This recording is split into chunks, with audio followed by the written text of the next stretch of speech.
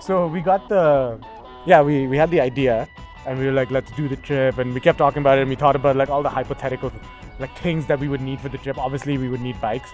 I found these two Miata 615s. One was a 615 GT, and one was Mine's a 615 GT. It's just they're pretty much the same bike though. Mine's blue. And then so I basically thought that, let's just buy these, and we'll like. They were pretty much good to go, but we could like build them up a little bit, and then they would be our touring bikes. And I read about them, and that like the Miata actually is a very like respected brand and all that stuff. So we literally just rented was it a van? Yeah.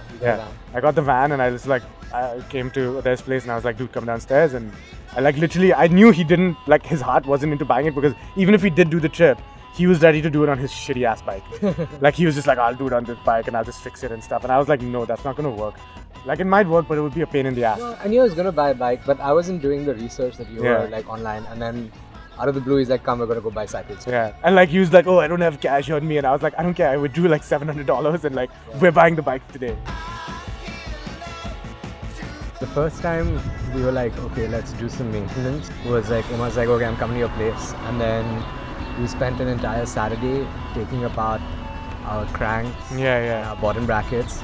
That was the first thing. We were like, let's replace the bottom brackets. Yeah, or let's like clean the bottom brackets. What gave me the most anxiety about like my bike was when I decided to actually service my rear hub. It like actually gave me anxiety, because I was like, if I can take it apart, that's not a problem, and I can clean it, but I didn't know if I could put it back together.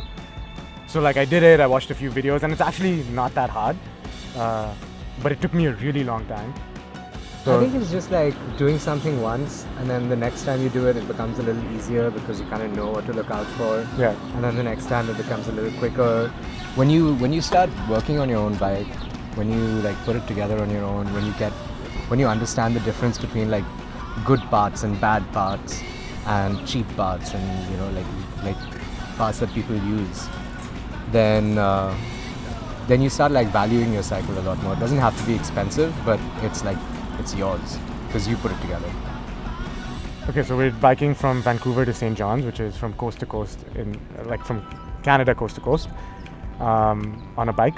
I mean, I don't know, do I sound like stupid or naive when I say I don't think this is going to be challenging at all? Like, it's going to be just, like, I think it'll be good. And like, I think it's doable. And I think it'll be difficult, but I don't think it's going to be like insurmountable. What's going to be tough is, I think just the things that we haven't done. People say online that like the most challenging part about a trip like this is just like the mental aspect of it.